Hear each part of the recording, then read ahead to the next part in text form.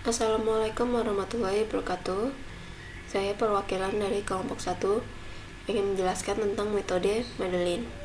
Dengan anggota Aditya Paramana Putra, saya Anastia Kacayani, Muhammad Ihsan, Wes Aji Irwansyah, Wisnu Wayude, Doni Mustafa, Dani Triadi, Ari Nugraha, dan Ibnu Fajar. Konsep dasar.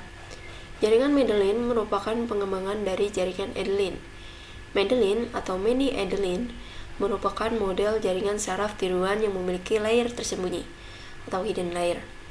Dalam pengenalan pola, jaringan Madeline akan melibatkan layer tersembunyi yang terletak di antara unit input X dan unit output Y, dan hidden layer yang sering disebut dengan Z.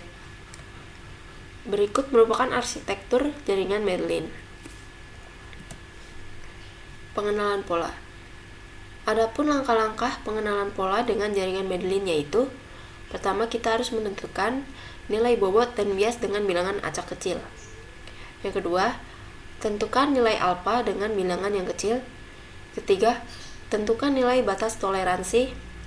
Keempat, selama nilai perubahan bobot atau delta W, nilai batas lebih dari nilai batas toleransi, lakukan yang pertama, hitung net input untuk setiap unit hidden layer Z1, Z2 dengan rumus di bawah. Kemudian, hitung output setiap unit yang terdapat pada hidden layer dengan fungsi aktivasi bipolar. Jika Z1 lebih dari sama dengan 0, jika Z min 1, jika hasil min 1, jika Z kurang dari 0. Lalu, hitung keluaran jaringan dengan rumus di bawah. Z1 ZI dikali V D kali B tambah B. Kemudian hitung error dan lakukan perubahan bobot. Jika Y sama dengan T, maka bobot tidak diubah. Jika Y tidak sama dengan T, maka untuk T sama dengan 1, lakukan perubahan bobot terhadap unit ZJ yang Z-in-nya dekat dengan 0 dengan rumus di bawah. Dan untuk T sama dengan min 1, lakukan perubahan bobot terhadap ZK yang Z-in-nya bernilai positif dengan rumus di bawah. Contoh kasus bipolar dengan fungsi logika OR, di mana nilai input dan bipolar dengan alfa 0,5, batas toleransi sama dengan 0,2. Bobot unit outputnya Y, V1 sama dengan V2 sama dengan B sama dengan 0,5. Dengan tabel kebenaran X1, 1, min 1, 1, min 1. Dan X2, 1, 1, min 1, min 1 dengan target 1, 1, 1, min 1. Penentuan bobot dan bias secara acak dapat dilihat pada tabel di bawah. Dengan arsitektur jaringan seperti gambar berikut.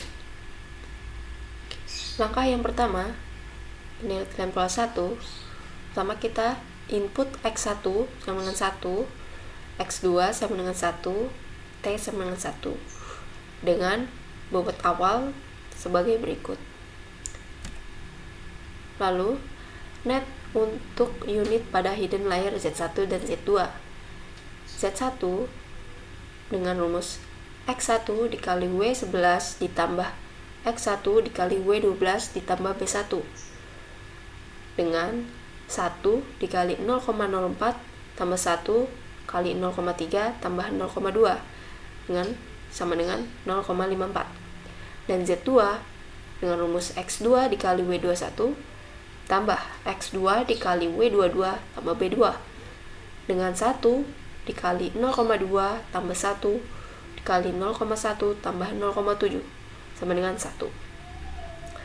Lalu nilai keluaran unit hidden layer Z1 dan Z2 sama dengan 1. Output jaringan Y dapat dihitung dengan rumus Z1 dikali V1 tambah Z2 kali W2 tambah B3 dengan 1 dikali 0,5 ditambah 1 dikali 0,5 ditambah 0,5 dengan hasil 1,5.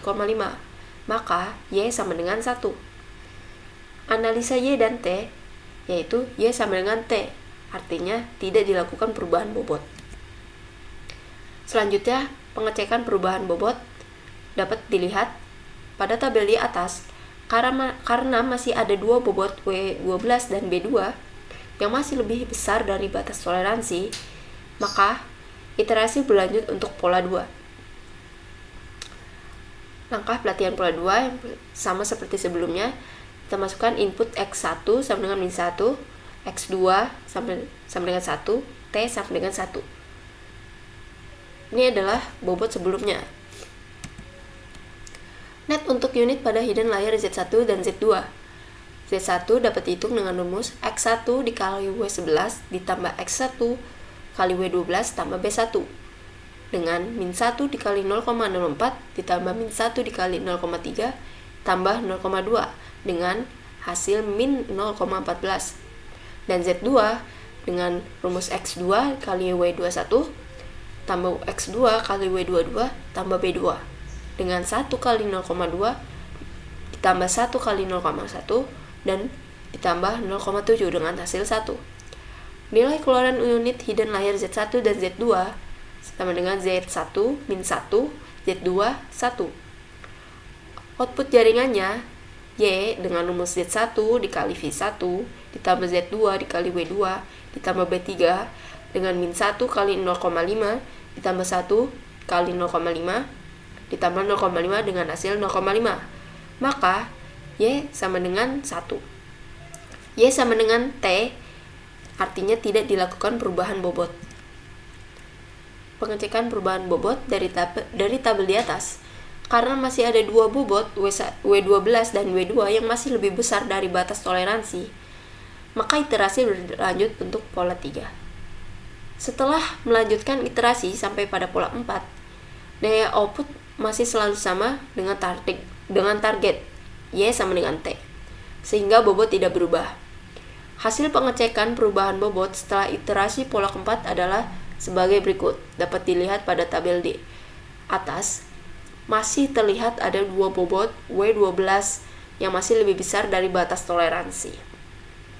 Maka iterasi berlanjut untuk pada epoch 2 dan seterusnya. Sekian presentasi dari kelompok kami. Kurang lebihnya mohon maaf. Assalamualaikum warahmatullahi wabarakatuh.